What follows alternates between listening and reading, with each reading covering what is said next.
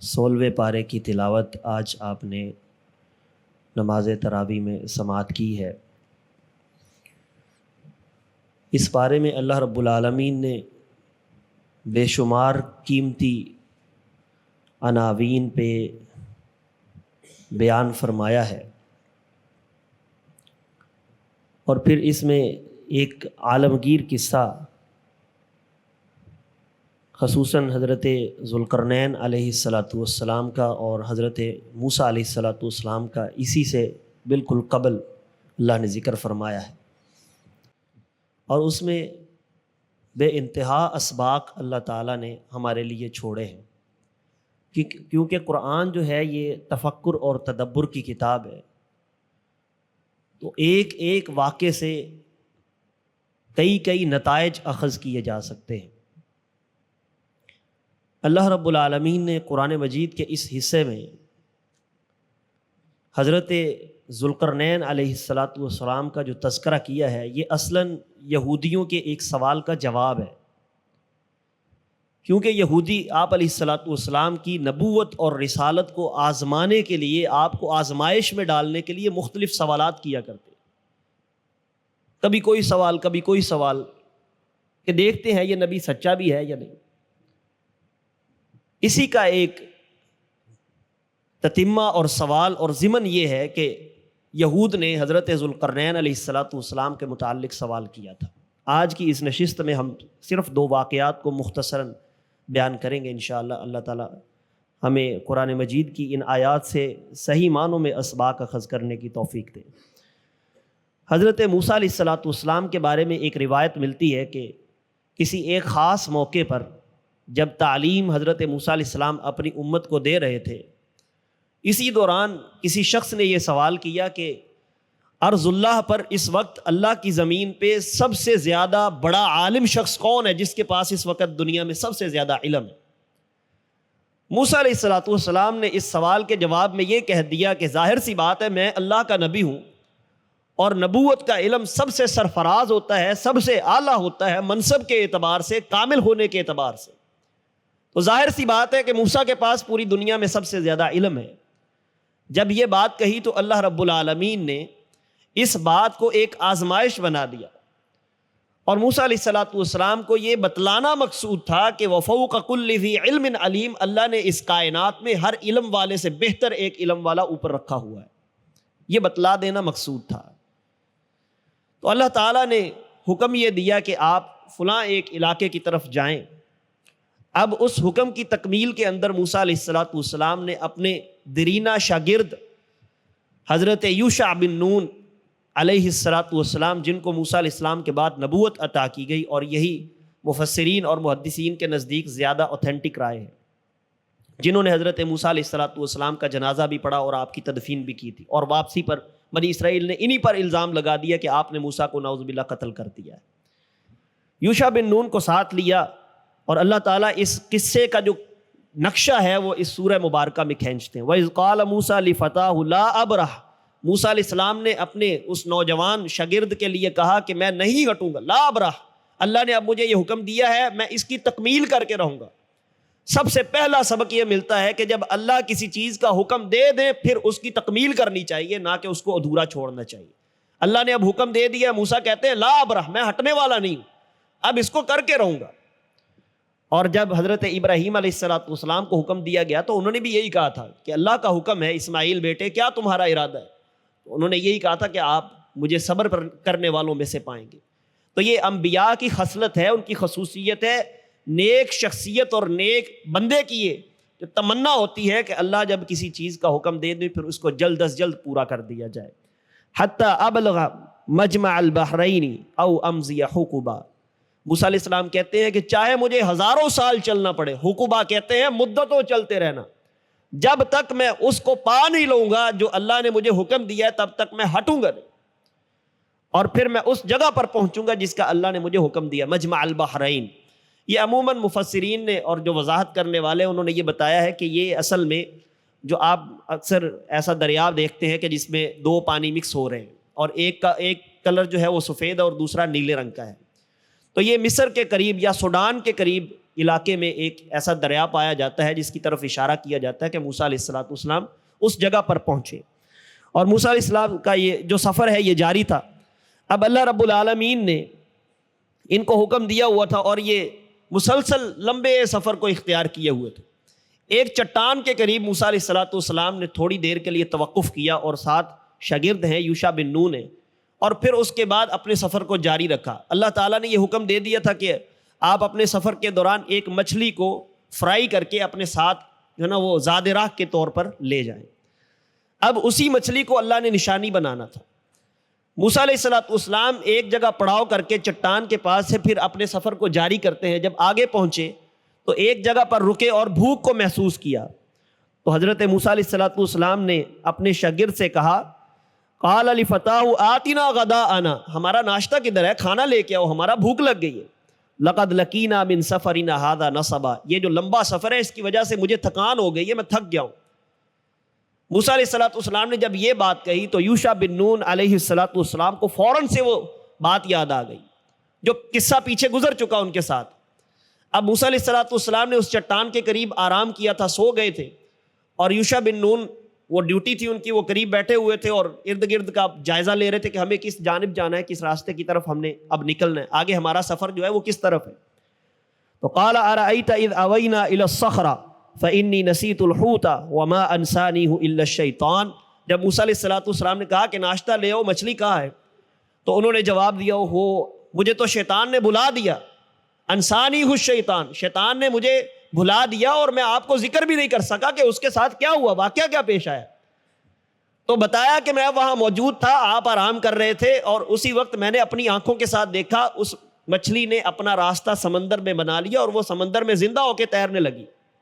قرآن اس کو نقل کرتا ہے، وَاتَّخَذَ سَبِيلَهُ فِي الْبَحْرِ عَجَبًا، اس نے اپنا راستہ بڑے عجیب طریقے سے، میں حیران ہو گیا، ششدر رہ گیا کہ ایک مچھلی زندہ ہو کے کیسے عجیب طریقے سے وہ سمندر میں راستہ بنا رہی ہے، اور پانی ارد گرد ادھر ادھر ہو گیا اور درمیان میں سے وہ مچھلی گزر کے جا رہی۔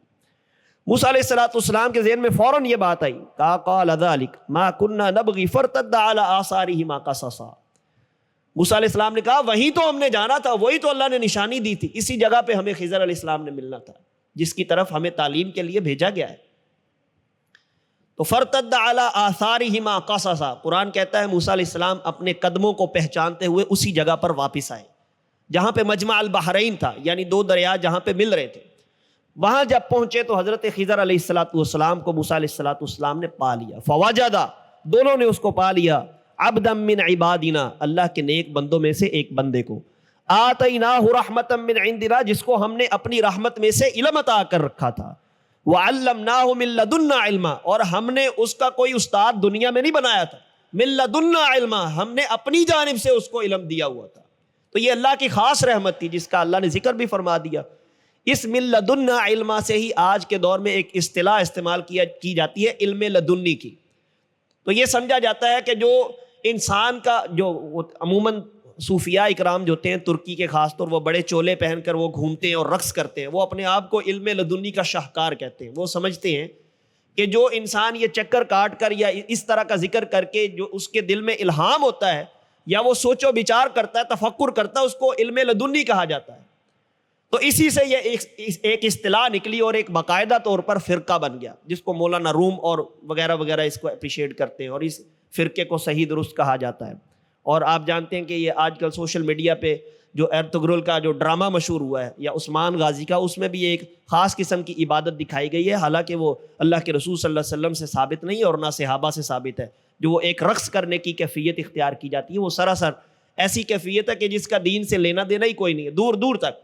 نعوذ باللہ صحابہ کے بارے میں سوچا بھی نہیں جا سکتا کہ وہ ایسی عبادت کرتے ہوں گے۔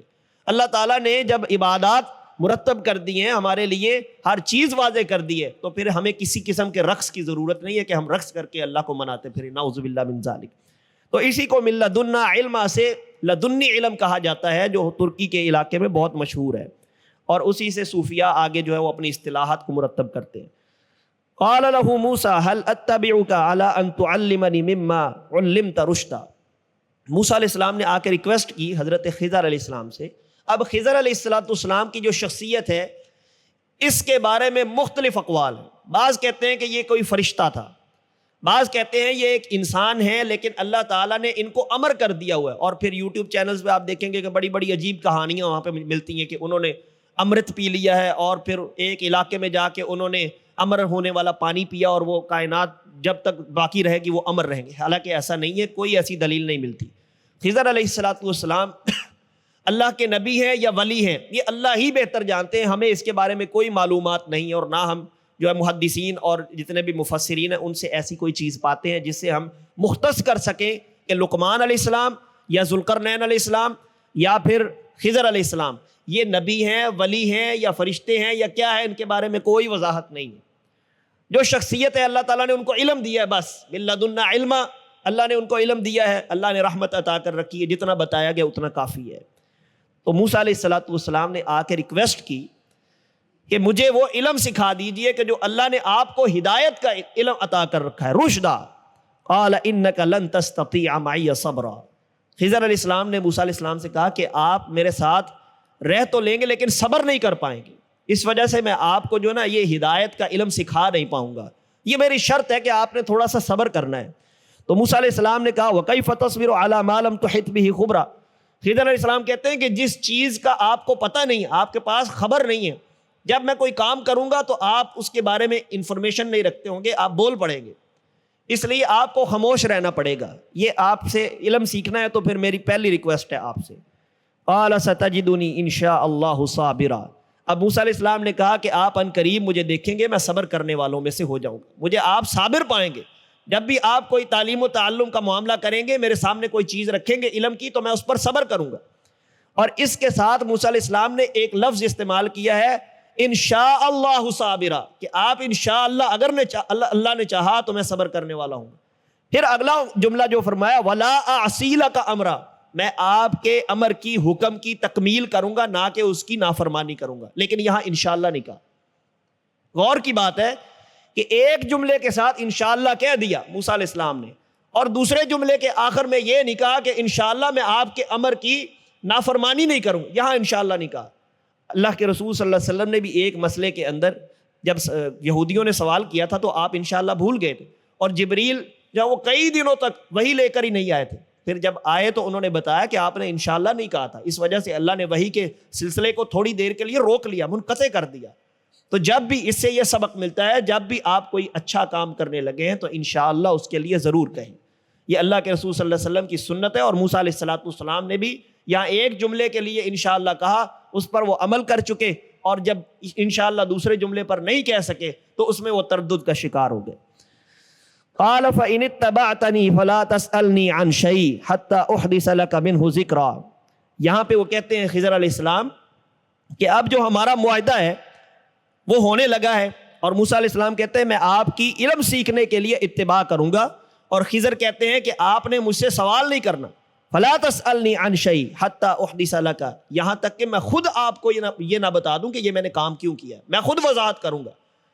جب بھی استاذ کسی چیز کو سمجھانے کی کوشش کرتا ہے، شاگرد اس سے زیادہ ہوشیار بننے کی کوشش کرے نا، تو استاد کو پتا ہوتا ہے کہ اس نے یہ سوال کرنا ہے، اس کو عرصہ ہو گیا ہوتا ہے پڑھاتے ہوئے، اس کو پتا ہوتا ہے.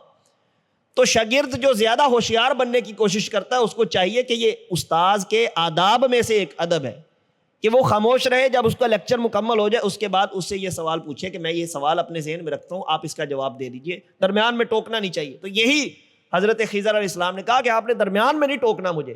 حتی احدث لک امرا، جب لیکچر پورا ہو جائے گا میں آپ کو خود بتاؤں گا، وہ ساری چیزیں میں آپ کو جو ہدایت کی ہیں وہ ساری بتا دوں گا. فانطلقا، دونوں چل پڑے. حتی اذا رکبا فی السفینہ، یہاں تک کہ وہ دونوں سوار ہوئے ایک کشتی میں. سوار ہونے کے بعد سفر ختم ہو گیا، کنارے پر اتر گئے. خرقہا، حضرت خضر نے اس کشتی کے اندر ایک سوراخ کر دیا. قال اخرقتہا لتغرق، موسیٰ علیہ السلام بول پڑے. اب جس کشتی میں سوار ہو کے آئے تھے اس بندے کا احسان تھا کہ انہوں نے سواری کرنے دی، اور احسان کا بدلہ احسان ہوتا ہے. الٹا خضر علیہ السلام نے اس کے اندر سوراخ کر دیا.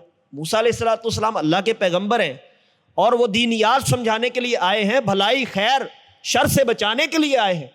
اب انہوں نے جب یہ چیز دیکھی تو رہا نہ گیا. قال، انہوں نے کہا اخرقتہا لتغرق اہلہا، کیا آپ نے اس وجہ سے اس میں سوراخ کر دیا تاکہ اس کے سوار ہونے والے ڈوب جائیں اور وہ مر جائیں اس ڈوب کے اندر، اس سمندر کے اندر ڈوب کر؟ لقد جئت شیئا امرا، آپ نے ایک ایسی بات، ایسا کام کیا ہے جو بڑا ہی نامناسب ہے، بڑا عجیب آپ نے کام کیا ہے۔ میں آپ سے علم سیکھنے کے لیے آیا ہوں۔ جب ایک شاگرد کو اپنے استاذ کا کوئی عیب مل جائے نا تو اس کے ذہن میں ایک بات سوار ہو جاتی ہے کہ اب اس سے مجھے علم نہیں مل سکتا، اس کے عیب زیادہ ہو جاتے ہیں، اس کی خصوصیات کم ہو جاتی ہیں۔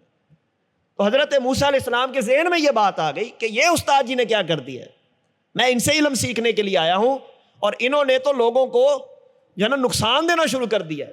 تو جب سوال کیا تو حضرت خضر کہنے لگے الم اقل لک الم اقل انک لن تستطیع معی صبرا، میں نے آپ کو کہا نہیں تھا کہ آپ میرے ساتھ صبر نہیں کر سکتے، آپ میں استطاعت نہیں ہے۔ موسیٰ علیہ السلام نے پھر جواب میں کہا قال لا تؤاخذنی بما نسیت، میں تو بھول گیا تھا، مجھ سے بھول ہو گئی ہے، آپ مجھ پر مؤاخذہ نہ کریں، لا تؤاخذنی، مجھ پر مؤاخذہ نہ کریں، ولا ترہقنی من امری عسرا، اور نہ مجھ پر اتنی زیادہ سختی کریں، میں انشاءاللہ اگلا جو بھی میرا ٹیسٹ ہوگا میں اس کو پاس کرنے کی کوشش کروں گا۔ فانطلقا، پھر چل پڑے، حتی اذا لقیا غلاما، ایک ایسا شخص، ایسا بچہ جو تھا اس کو دیکھا کہ جو ابھی بالغ نہیں ہوا تھا، بلوغت کی عمر کو پہنچنے والا تھا، تقریباً کوئی 12 سال کا۔ فقتلہ، اس کو پکڑ کے قتل کر دیا خضر علیہ السلام۔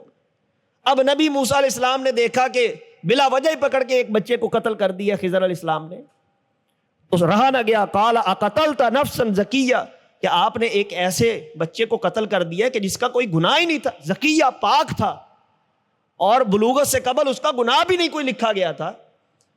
بلوغت کے بعد بندے کے گناہ لکھنے شروع ہوتے ہیں، اور ایسا وہ نفس تھا کہ جو زکیہ تھا، جس کا ابھی کوئی گناہ ہی نہیں تھا، بغیر نفس، اور اس نے کوئی قتل بھی نہیں کیا تھا جس کی وجہ سے اس کو قصاص میں قتل کر دیا جاتا۔ آپ نے اس کو قتل کیوں کر دیا؟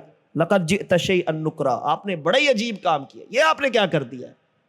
پھر حضرت خضر علیہ السلام نے جواب دیا قال الم اقل لک انک لن تستطیع معی صبرا، کیا میں نے آپ کو کہا نہیں تھا کہ موسیٰ آپ صبر نہیں کر پائیں گے؟ اب اللہ تعالیٰ نے جو خضر علیہ السلام کو علمناہ، جو علم دیا ہوا من لدنا علما، اس کا اظہار حضرت خضر علیہ السلام موسیٰ علیہ السلام کے سامنے کر رہے ہیں، اور پھر آگے جا کے یہ خضر کہیں گے بھی کہ یہ میرا کوئی کمال نہیں ہے، یہ ہم اپنی طرف سے نہیں کر رہا۔ قال ان سألتك عن شيء بعدها فلا تصاحبني قد بلغت من لدني عذرا، حضرت موسیٰ علیہ السلام نے کہا کہ اب میں اگر سوال کروں نا فلا تصاحبنی، مجھے اپنے ساتھ نہ رکھنا، مجھے اپنا ساتھی نہ بنانا، قد بلغت من لدنی عذرا، اب آپ کے پاس ایک عذر موجود ہے کہ میں 2 دفعہ غلطی کر چکا ہوں، اگر اب میں کوئی غلطی کروں تو اب مجھے ساتھ نہ رکھنا۔ فانطلقا، پھر چل پڑے، حتی اذا اتیا اہل قریہ، ایک بستی کے پاس پہنچے، استطعما اہلہا، اس بستی کے رہنے والوں سے کچھ کھانے کے لیے طلب کیا، فابوا ان یضیفوہما، انہوں نے کچھ دینے سے انکار کر دیا، کچھ بھی کھانے کے لیے نہ دیا۔ فوجدا، وہاں حضرت خضر علیہ السلام نے ایک دیوار کو دیکھا، جدارا یرید ان ینقض فاقاما، انہوں نے ارادہ کیا کہ اس کو، جو گرنے والی دیوار ہے، اس کو کھڑا کر دیا جائے، اس کو دوبارہ تعمیر کر دیا جائے۔ جب اس کو تعمیر کیا تو حضرت موسیٰ علیہ السلام اب بڑے باادب ہو کے ڈر کے یہ بات کہہ رہے ہیں، جیسے بندہ کوئی بات کہتا ہے نا خاموشی سے بیٹھ کے کہ آپ نے، ٹھیک ہے آپ بڑے علم والے ہیں لیکن بات یہ ہے کہ اگر آپ ایسا کر لیتے تو بڑا ہی اچھا ہوتا، اس انداز میں موسیٰ علیہ السلام کہتے ہیں ٹھیک ہے آپ خضر ہیں، آپ کو اللہ نے بڑا علم دیا ہوا ہے، لیکن بات یہ ہے کہ آپ نے ان لوگوں کی دیوار کو درست کر دیا کہ جنہوں نے ہمیں کھانے کے لیے کچھ نہ دیا، اگر آپ ان کی دیوار کو تعمیر کر کے ان سے اجرت لیتے اور پیسے لے لیتے، ہم اس سے کھانا کھا سکتے تھے، یہ آپ کی بڑی مہربانی ہوتی ہے اگر آپ ایسا کر لیتے۔ قال لو شئت لاتخذت علیہ اجرا، آپ ان سے اجرت لے سکتے تھے، تو آپ نے ایسا کیوں نہ کیا؟ تو حضرت خضر علیہ السلام نے کہا قال ھذا فراق بینی و بینک، اب کے بعد تیرے اور میرے درمیان دوری ہے، بس معاہدہ ختم، فراق بینی و بینک، آپ کے درمیان اور میرے درمیان دوری، سأنبئک بتأویل ما لم تستطع علیہ صبرا، اب میں آپ کو بتاتا ہوں کہ وہ سارے جو کام میں نے کیے ہیں وہ حکمت اس کے اندر کیا پوشیدہ تھی، کیا وجہ تھی۔ اما السفینہ، رہی وہ جو کشتی تھی، فکانت لمساکین یعملون فی البحر، وہ ایسے 2 مزدوروں کی تھی، بعض نے یہاں کہا کہ مساکین سے مراد 2 ایسے بچے یعنی جو ابھی بلوغت کی عمر کو پہنچنے والے تھے، قریب تھے، لیکن راجح قول یہی ہے کہ وہ 2 مزدور تھے، فی البحر، وہ کام کرتے تھے، یعنی یہ کشتی ادھر ادھر لے کے جاتے آتے تھے اور اس پر یہ اجرت لیتے تھے. فَأَرَدْتُ أَنْ أَعِيبَهَا، تو میں نے ارادہ کیا کہ اس کے اندر کوئی عیب پیدا کر دوں، تاکہ اس میں کوئی عیب پیدا ہو جائے. اور وجہ کیا تھی؟ وَكَانَ وَرَاءَهُمْ مَلِكٌ يَأْخُذُ كُلَّ سَفِينَةٍ غَصْبًا، وجہ یہ تھی کہ وہ جو پیچھے ایک بادشاہ ہے، گورنر ہے، اس کی بادشاہ نے ڈیوٹی لگا رکھی ہے کہ جو بھی کوئی اچھی نئی کشتی دیکھتا ہے تو اس سے ٹیکس وصول کرتا ہے. ہمارے ہاں بھی ایسا ہوتا ہے، اگر کسی نے نئی گاڑی نکلوائی ہو، ہونڈا سوک، تو ایم ہی ناکے والے روک کے کہتے ہیں ماشاءاللہ مٹھائی دے دے جی، لائے نئی گاڑی لی ہے. تو وہ بھی یہی سین کرتے تھے، جب بھی کوئی نئی کشتی دیکھتے تو اس پر ٹیکس ڈال دیتے، اس کو قبض کرنے کی کوشش کرتے، غصب کرنے کی کوشش کرتے. تو یہ غریب آدمی تھے. خضر علیہ السلام نے کہا میں نے اس لیے اس میں عیب جو ہے نا وہ پیدا کی ہے، تاکہ وہ ان کو سمجھے کہ یہ غریب آدمی ہے، ان کی پہلے کشتی ٹوٹی ہوئی ہے، تو یہ نئی کشتی نہیں ہے، اس پر ٹیکس نہ ڈلے. ان پر احسان کیا. وَأَمَّا الْغُلَامُ، اور رہا وہ بچہ کہ جس کو قتل کیا گیا. فَكَانَ أَبَوَاهُ مُؤْمِنَيْنِ فَخَشِينَا أَن يُرْهِقَهُمَا طُغْيَانًا وَكُفْرًا. یہ جو بچہ تھا، یہ اس کے والدین بڑے صالح تھے، مومنین والدین، اور مجھے یہ ڈر تھا کہ یہ بڑا ہو کے اپنے والدین کو ستائے گا اور ان کے خلاف کوئی ایسی مہم جاری کرے گا کہ جو ان کو ایذا رسانی پہنچائے گی، ان کا دل اس سے دکھے گا. اس وجہ سے اس کو قتل کر دیا. فَأَرَدْنَا أَن يُبْدِلَهُمَا، اور پھر ارادہ کیا أَن يُبْدِلَهُمَا رَبُّهُمَا خَيْرًا مِّنْهُ زَكَاةً. تو اللہ رب العالمین نے یہ ارادہ کیا کہ اللہ اس بیٹے کی بدلے میں ان دونوں کو ایک پاکیزہ بیٹا اور دے، تاکہ ان کو اور اولاد ملے اور ان کے لیے وہ خیر والی ہو. شر والی اولاد کو اللہ تعالیٰ نے ان سے دور کر دیا. وَأَقْرَبَ رُحْمًا، اور ان کے ساتھ زیادہ رحمت کا معاملہ کرنے والا ہو. پھر اس کے بعد آتا ہے وَأَمَّا الْجِدَارُ، رہی وہ جو دیوار حضرت خضر علیہ السلام نے اس کو تعمیر کیا. لِغُلَامَيْنِ، وہ 2 غلام چھوٹے چھوٹے بچوں کی تھی، یعنی یتیم بچے. غلامین یتیمین فی المدینہ، جو اس شہر میں رہتے تھے، جنہوں نے ان کو کھانا نہ دیا. وَكَانَ تَحْتَهُ كَنْزٌ لَهُمَا، اور اس دیوار کی بنیاد میں ایک کنز تھا، خزانہ تھا، جو ان کے باپ نے کمایا اور ان بچوں کے لیے محفوظ کر دیا، چھپا دیا. وَكَانَ أَبُوهُمَا صَالِحًا، اور ان دونوں بچوں کا والد بڑا صالح تھا. فَأَرَادَ رَبُّكَ، اب یہاں سمجھے اس مسئلے کو. فَأَرَادَ رَبُّكَ، ارادہ کیا آپ کے رب نے، اے موسیٰ، میرا کوئی ارادہ نہیں تھا اس میں میری کوئی مشیت شامل نہیں ہے. یہاں وہ کی پوائنٹ حضرت خضر علیہ السلام بیان کرتے ہیں کہ یہ جو علمنا، جو اللہ نے مجھے علم دیا ہے نا، فَأَرَادَ رَبُّكَ، آپ کے رب نے ارادہ کیا تھا کہ یہ میں سارا کچھ کروں، اللہ نے میرے ذریعے کروایا ہے. فَأَرَادَ رَبُّكَ، آپ کے رب نے ارادہ کیا. أَن يَبْلُغَا أَشُدَّهُمَا، جب وہ دونوں جوان ہو جائیں. وَيَسْتَخْرِجَا، اور وہ پھر اس کو نکال لیں. كَنْزَهُمَا، اپنے دونوں کے خزانے کو. رحمتاً من ربک، اپنے رب کی رحمت کو وہ پا لیں. یعنی وہ جب بڑے ہو جائیں تو پھر اپنے رب کی رحمت کے ساتھ اس کو اپنے مصرف میں لائیں، اپنے استعمال میں لائیں. جس بستی نے ہمیں کھانا نہیں دیا اے موسیٰ، تو تمہارا کیا خیال ہے کہ اگر ان کے سامنے یہ خزانہ باہر آ جاتا وہ یتیموں کا حق دیتے؟ وہ کہاں دیتے؟ جنہوں نے ہمیں کھانا نہیں دیا، اتنی بدبخت بستی کے لوگ رہنے والے ہیں، وہ کہاں یتیم بچوں کا وہ جو مال اگر ان کو نظر آ جاتا تو وہ غصب کر لیتے. اس وجہ سے اللہ رب العالمین نے یہ ارادہ کیا کہ تعمیر کر دی جائے اور پھر وہ جب جوان ہو جائیں تو پھر اس کو نکال لیں. وما فعلته عن امری ذلك تأویل ما لم تستطع علیہ صبرا، یہ وہ سارے کام ہیں کہ جس پر آپ نے صبر نہیں کیا اور یہ اللہ کی جانب سے تھے. اور پھر حضرت ذوالقرنین علیہ السلام کا قصہ ساتھ ہی شروع ہوتا ہے. جب یہودیوں نے اگلی آیت میں جب یہودیوں نے آ کے سوال کیا وَيَسْأَلُونَكَ عَنْ ذِي الْقَرْنَيْنِ، ذوالقرنین علیہ السلام کے بارے میں بتائیے کہ یہ کون تھے. تو اللہ کے رسول صلی اللہ علیہ وسلم نے فرمایا قُلْ سَأَتْلُو عَلَيْكُم مِّنْهُ ذِكْرًا، ان قریب میں تمہیں اس کے بارے میں بتاؤں گا. آپ نے فرمایا وحی آئے گی، میں اپنی طرف سے کچھ نہیں بتاتا. سَأَتْلُو عَلَيْكُم، میں تم پر پڑھوں گا اس بات کو، اس قصے کو بتاؤں گا کہ ذوالقرنین کون تھے. پھر اللہ رب العالمین نے وحی نازل فرمائی، جبریل آئے اور یہ قرآن مجید کی آیات نازل ہوئیں. اللہ تعالیٰ نے اس میں وضاحت کر دی کہ ذوالقرنین علیہ السلام نے جو اسفار کیے، جو ان کے سفر تھے، ان کے 3 حصے اللہ نے قرآن میں بیان کیے. 3 سفر اللہ تعالیٰ نے ان کے بیان کیے. یہ جو ذوالقرنین علیہ السلام کی شخصیت ہے، یہ اصل میں یہ تقریباً 1960 میں یہودیوں نے باقاعدہ ان کی جو ہے نا وہ وفات بھی منائی اور کہا کہ ان کی 2500 سال آج جو ہے نا وہ مطلب کہ ان کو گزرے ہوئے ہو گئے. ان کی برسی منائی اور باقاعدہ طور پر 2500 سال ان کو گزر گئے۔ ان کا جو ایک نام ہے تاریخ کی کتابوں میں سائرس دی گریٹ آتا ہے، ذوالقرنین علیہ السلام کا، سائرس دی گریٹ، اور ایک ان کا نام خسرو بھی آتا ہے، قیا خسرو ان کا نام، ایرانی جو قدیم کتابیں ہیں ان میں آتا ہے۔ اور یہ جو ایرانی بادشاہ جتنے بھی گزرے ہیں نا، ان کے پاس بڑے خزانے تھے، ان کے پاس خزانہ بہت زیادہ تھا، اور یہ قومی طور پر ایک تعصب رکھتے ہیں ایرانی جتنے بھی ہیں، اپنی تہذیب اور ثقافت پہ ان کو بڑا ناز ہے اور یہ بڑا اس کو پسند کرتے ہیں جتنے بھی ایرانی ہیں۔ تو یہ ذوالقرنین علیہ السلام اصل میں 2 علاقے تھے، ایک فارس تھا اور ایک بعض روایات میں آتا ہے مبیدیہ اور ایک میں آتا ہے مادہ۔ فارس جس کو ایران کہا جاتا ہے، جس میں خراسان کا علاقہ بھی شامل ہے، اور یہ مبادیہ یا مبدیہ یا مادہ، یہ 3 نام اس علاقے کے ملتے ہیں۔ ان دونوں کو ملا کر ایک حکومت بنانے والے ذوالقرنین علیہ السلام تھے، جنہوں نے سب سے پہلے ان دونوں علاقوں کو ملایا۔ اسی وجہ سے انہوں نے اپنے تاج کے اندر 2 سینگ لگائے تھے، یعنی 2 سینگ اس چیز کی نشانی تھی کہ انہوں نے 2 علاقوں کو جمع کر کے اس پہ حکومت کی۔ ذوالقرنین علیہ السلام کے 3 اسفار کا یہاں اللہ رب العالمین نے ذکر کیا ہے، فَأَتْبَعَ سَبَبًا۔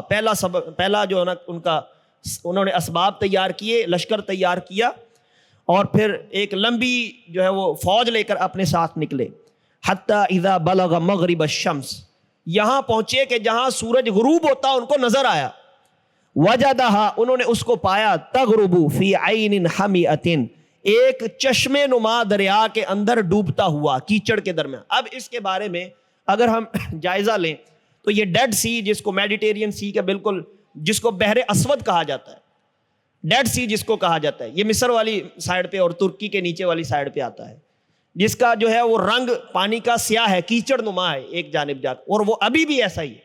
تو حضرت ذوالقرنین علیہ السلام نے، اگر آپ اس پورے علاقے کو دیکھیں، بلوچستان، مکران، چائنا اور جو منگولیا ہے، یہاں سے لے کے یہ سارا جتنا بھی علاقہ بحر اسود تک، یعنی میڈیٹیرین سی کے اوپر بحر اسود اور ڈیڈ سی تک یہ جتنا بھی علاقہ ہے، یہ سارا حضرت ذوالقرنین علیہ السلام کی سلطنت تھی۔ یہاں کھڑے ہو کے ذوالقرنین علیہ السلام نے جو کیچڑ نما پانی تھا، اللہ تعالیٰ نے یہ نقشہ اس لیے بیان کیا ہے تاکہ لوگوں کو سمجھ آ جائے۔ آپ جب بھی کہیں کراچی والے ایریے میں جائیں تو آپ سمندر میں دیکھیں کہ جب سورج غروب ہو رہا ہوگا تو آپ کو دور سے ایسے ہی لگے گا جیسے وہ کیچڑ میں، کیونکہ لہریں سی ہوتی ہیں نا اس کے اوپر اور سورج کی شعائیں پڑ رہی ہوتی ہیں، ایسے لگتا ہے جیسے کیچڑ میں ڈوب رہا ہے۔ تو آپ اس کا جائزہ وہاں جا کے بھی ایک منظر اس کا دیکھ سکتے ہیں۔ تو اللہ تعالیٰ نے اسی کی طرف اشارہ کیا ہے کہ وہ جو سورج ہے وہ وہاں ان کو ایسے غروب ہوتا نظر آیا کہ جیسے ایک کیچڑ کے اندر وہ غروب ہو رہا ہے۔ وجد عندها قوما، انہوں نے اس علاقے پر، یہ تقریباً جو علاقہ بنتا ہے یہ کہہ لیں کہ فلسطین اور اس سے اوپر کا جو جتنا بھی صحرا ہے، یہ سارا شام کا علاقہ، ادھر کا علاقہ بنتا ہے۔ وہاں پہ انہوں نے ایک قوم کو پایا، وجد عندها قوما قلنا یا ذا القرنین۔ اب یہاں قلنا کا جو لفظ ہے، بعض مفسرین نے اس سے یہ لیا ہے کہ اللہ نے وحی کی، ہم نے کہا، یعنی اللہ تعالیٰ خود کہہ رہے ہیں نا کہ ہم نے کہا یا ذا القرنین، اے ذو القرنین، اما ان تعذب و اما ان تتخذ فیہم، تو چاہے تو ان کو عذاب دے لے اور تو چاہے تو ان کو بخش دے۔ مراد یہ ہے کہ آپ نے یہ علاقہ فتح کیا ہے اور آپ فاتح ہیں، تو اگر آپ چاہیں تو ان پر جزیہ نافذ کر دیں، اگر چاہیں تو آپ ان کو معاف کر دیں، یعنی جزیہ بھی معاف کر دیں اور ان کو اپنے علاقوں میں رہنے کی جو ہے نا اجازت دے دیں۔ اصل میں ذوالقرنین علیہ السلام نیک شخص تھے، نیک بادشاہ تھے، اور کہا یہ جاتا ہے کتابوں میں ہے، تاریخ کی کتابوں میں، کہ یہ زرتشت جو ایک نبی تھے ان سے متاثر ہو کے انہوں نے تعلیمات کو سیکھا، اور یہ بنی اسرائیل میں سے تھے۔ بنی اسرائیل والے ان کو اپنا نبی کہتے ہیں، جو یہودی ہیں یہ ان کو اپنا نبی اس وجہ سے کہتے ہیں کہ بابلیون سے جس ایک بادشاہ نے حملہ کیا تھا، اس پر جوابی حملہ ذوالقرنین علیہ السلام نے کر کے ان کو فلسطین میں رہنے کی اجازت دی تھی۔ یہودیوں سے یہ کہا تھا کہ آپ اپنا علاقہ جو ہے وہ واپس جا کے بسا لیں۔ اس وجہ سے ذوالقرنین کو بھی تالمود میں اچھے الفاظ کے ساتھ یاد کیا گیا، اور تورات میں بھی ان کا تذکرہ اچھے الفاظ کے ساتھ ملتا ہے۔ اب جب اس قوم کے پاس پہنچے، یہ پہلا سفر ہے مغرب کی جانب۔ اب یہاں پہ بعض لوگ کہتے ہیں کہ حضرت ذوالقرنین علیہ السلام نے یاجوج ماجوج کے خلاف وہ دیوار بنائی ہے، حالانکہ یہاں پہ کہیں بھی تذکرہ نہیں ہے کہ جہاں وہ سورج غروب ہو رہا تھا یہاں حضرت ذوالقرنین علیہ السلام نے یاجوج ماجوج کو دیکھا، کوئی ایسا ذکر نہیں، نہ قرآن میں ہے۔ یہاں ایک ایسی قوم ہے کہ جس کو ذوالقرنین علیہ السلام نے فتح کیا اور اللہ نے کہا کہ اگر تم چاہو تو ان کو جزیہ ڈال دو، چاہو تو ویسے واپس آ جاؤ، ان کو رہنے کی اجازت دو، تبلیغ کرو اور یہ ہمارا دین اپنا لیں۔ قالا، تو ذوالقرنین علیہ السلام نے کہا، اس سے پیچھے یہ ایک نقطہ ہے کہ کل نا سے مفسرین نے بعض نے مراد لیا کہ اللہ رب العالمین نے الہام کیا دل کے اندر، نبی نہیں تھے، الہام کیا، یا ان کے ذہن کے اندر یہ سوچ ڈالی گئی۔ تو اس سے مفسرین جو ہیں وہ قاصر بیان کرنے سے کہ یہ نبی تھے یا کیا تھے۔ قال اما من ظلم، تو انہوں نے کہا ذوالقرنین علیہ السلام نے کہ جس شخص نے ظلم کیا، فسوف نعذبہ، ہم اس کو عذاب دیں گے۔ ظاہر سی بات ہے، جو لڑنے کے لیے آتا ہے اس کو یا قید کیا جاتا ہے یا وہ میدان کارزار میں قتل ہو جاتا ہے، اور اگر قید بھی کیا جائے تو بادشاہ کی ثواب دید پہ ہوتا ہے، وہ اس کو معاف کر دی، جس کو چاہے معاف کر دے، جس کو چاہے وہ قتل کروا دے۔ یہ فاتح کے ذمہ دار ہوتا ہے، فاتح کے ذمہ ہوتا ہے۔ تو ذوالقرنین علیہ السلام نے کہا کہ جو ہمارے خلاف لڑنے کے لیے ہے، جس نے ہمیں نقصان دیا، نعذبہ، ہم بھی اس کا نقصان کریں گے، اس کو عذاب دیں گے۔ ثم یرد الی ربہ، جب وہ مرنے کے بعد لوٹایا جائے گا اپنے رب کی طرف، فیعذبہ عذابا نکرا، پھر اللہ بھی اس کو عذاب دے گا، کیونکہ اس نے نیک لوگوں کے خلاف جنگ کی۔ وَأَمَّا مَنْ آمَنَ وَعَمِلَ صَالِحًا، اور جس نے نیک اعمال کیے، فَلَهُ جَزَاءً الْحُسْنَى، اللہ اس کے لیے حسنہ یعنی اچھی قیامت اس کے لیے برپا کرے گا اور اس کے لیے اچھے انعامات ہوں گے۔ وَسَنَقُولُ لَهُ مِنْ أَمْرِنَا يُسْرًا، اور ان قریب ہم کہیں گے کہ اسے اپنے کام ہم سونپ دیں۔ یعنی ایسا بھی ہو سکتا ہے کہ جو اچھا کام کرے گا اچھے کا بدلہ اچھا ہوتا ہے، اور جو ہمارے ساتھ ٹھیک چلے گا، جزیہ ادا کرے گا یا ہمارے مطالبات کو پورا کرے گا، ہم اسے ذمہ داریاں سونپ دیں گے، ہم اس کو عہدوں سے نوازیں گے۔ تو ذوالقرنین علیہ السلام نے یہ پہلا سفر کیا، پھر اس کے بعد دوسرا سفر۔ یاد رکھیں کہ اس پہلے سفر کے اندر یاجوج ماجوج کا تذکرہ نہیں ہے، بعض لوگ اس واقعے کے ساتھ یاجوج ماجوج کو جوڑ دیتے ہیں۔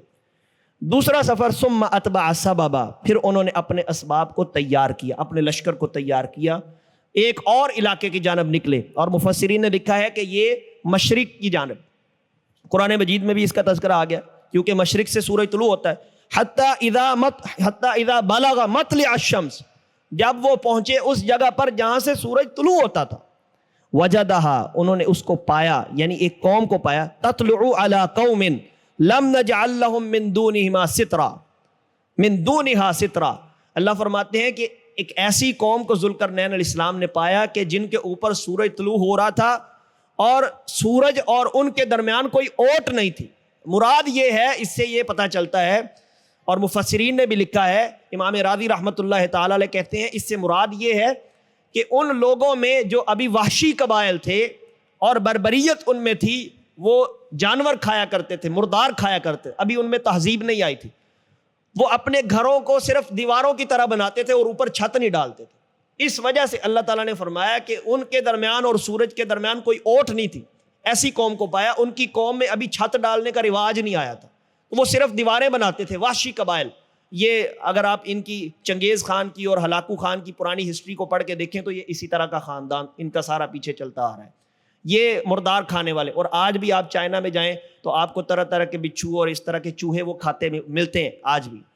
تو یہ وہ قوم ہے اصل میں، اور یہ مشرق کی ہی جانب ہے، چائنا اور منگولیا اور کوریا اور جاپان، یہ جتنے علاقے ہیں یہ سارے مشرق کی جانب سے ہیں، اور انہی کی جانب سے سورج مشرق کی جانب سے طلوع ہوتا ہے، اور یہاں پہ جو ہے نا وہ سیدھی سب سے پہلے کرنیں سورج کی یہاں پڑتی ہیں ان علاقوں میں۔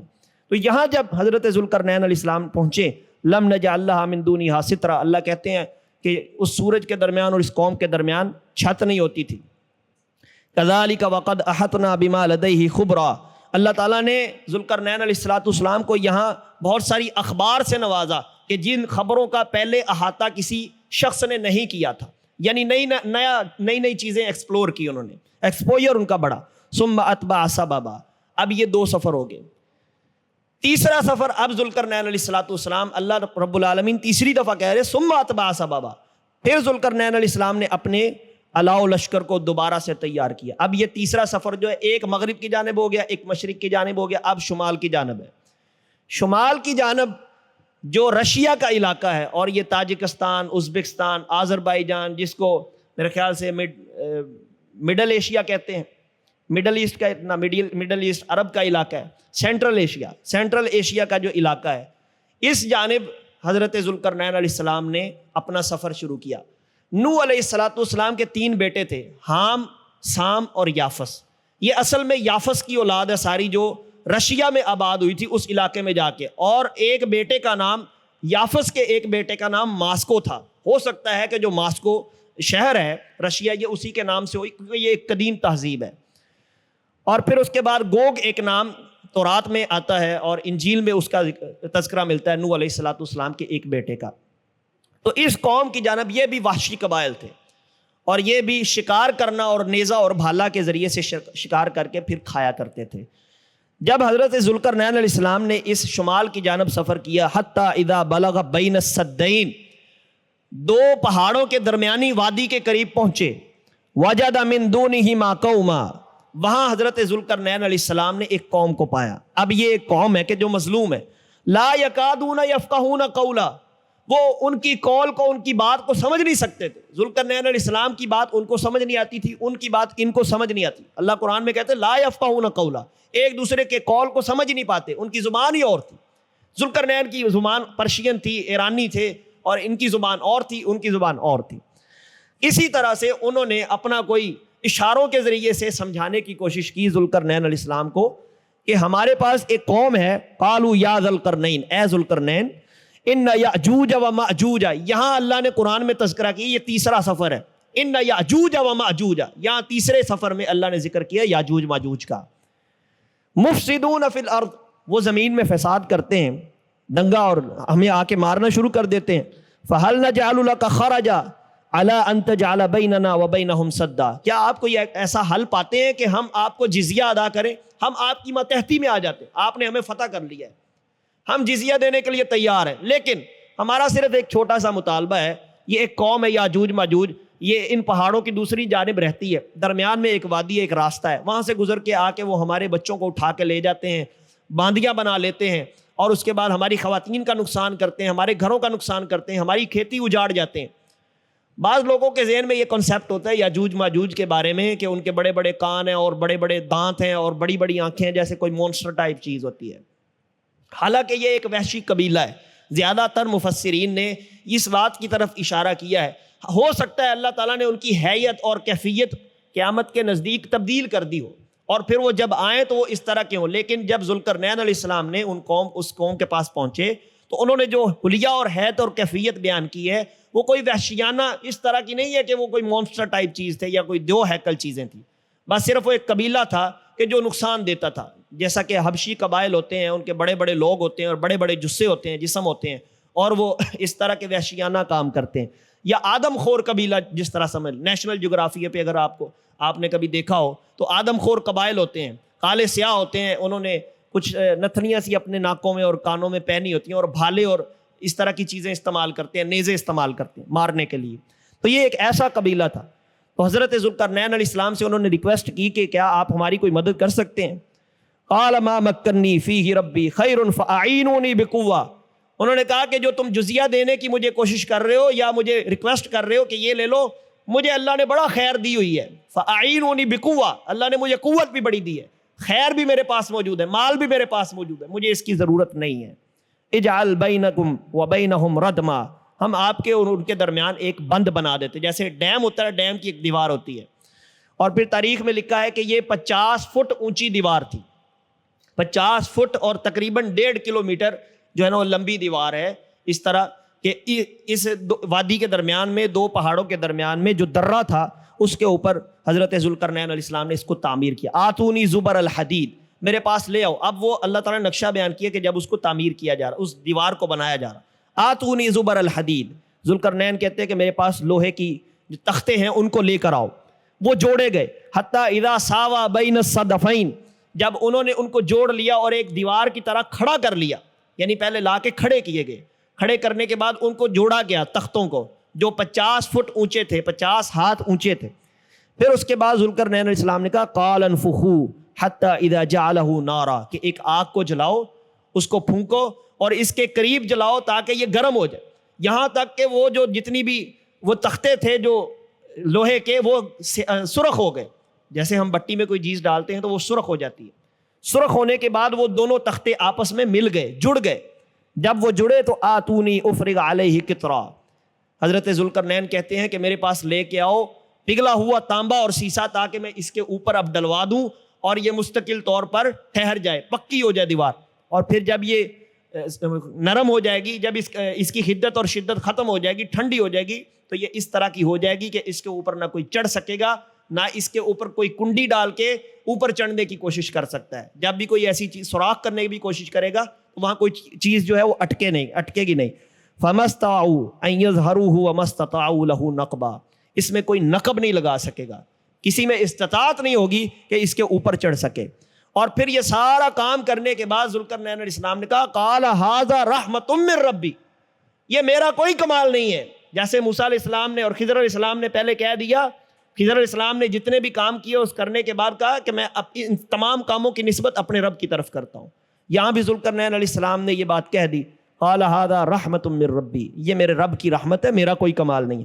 فاذا جاء وعد ربی جعلہ دکا، جب میرے رب کا وعدہ آئے گا تو یہ دیوار ختم ہو جائے گی، جعلہ دکا، اللہ اس کو ہٹا دے گا۔ وکان وعد ربی حقا، اور اللہ کا وعدہ سچا وعدہ ہے۔ اب یاجوج ماجوج جو ہے اس کا تعین اگر احادیث کے ذریعے سے کیا جائے تو یہ کب وارد ہوگی؟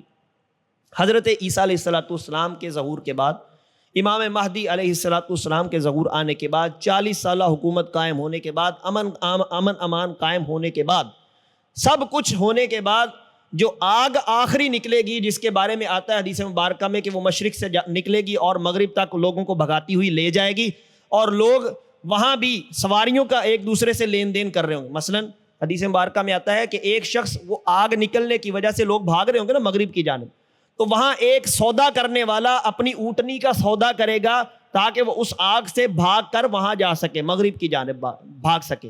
تو آپ اندازہ کریں کہ جب قیامت قریب ہوگی، سب کو پتہ چل جائے گا قیامت آ گئی ہے، تب بھی ابھی لین دین باقی ہوگا، کاروباری حضرات تب بھی موجود ہوں گے اور کاروبار چل رہا ہوگا، لینے والا بھی موجود ہوگا، دینے والا بھی موجود ہوگا، پیسے کی تب بھی ویلیو ہوگی۔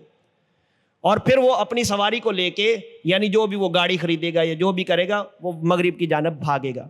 اس سے پہلے یاجوج ماجوج کا خروج ہوگا، یعنی یہ جو آگ نکلے گی اس سے پہلے یاجوج ماجوج کا خروج ہوگا۔ احادیث کو اگر دیکھا جائے تو صحیح تعین ان کے وقت کا جو ہے وہ یہی ہے۔ اور پھر اس کے بعد یہ آ کر لوگوں کی بستیوں کو اجاڑیں گے اور جانوروں کو کھا جائیں گے، سمندروں کا پانی پی جائیں گے۔ یہ اب اللہ کو پتہ ہے کہ کیسے وہ تمام معاملات ہونے۔ اللہ نے قرب قیامت کے نزدیک جتنی بھی نشانیاں ہمارے لیے واضح کی ہیں تاکہ ہم اس سے عبرت پکڑیں۔ اور اللہ رب العالمین اپنے پیغمبر علیہ السلام سے یہ بار بار کہلوا کر امت کو درس دلوا چکے ہیں کہ یاجوج ماجوج کے فتنے سے ہمیں پناہ مانگنی چاہیے، نہ کہ ان کا وقت پانے کی دعا کرنی چاہیے، یا تمنا بھی بندہ نہ رکھے کہ میری زندگی میں یاجوج ماجوج آئے، کیونکہ یہ قیامت کے بہت بڑے ایک جو نا وہ فتنوں میں سے ایک فتنہ ہے۔ اللہ کے رسول صلی اللہ علیہ وسلم نے دجال سے بھی پناہ مانگی ہے۔ تو ان تمام فتنوں سے اللہ تعالی ہمیں محفوظ فرمائے۔ وما توفیق الا باللہ العلی العظیم۔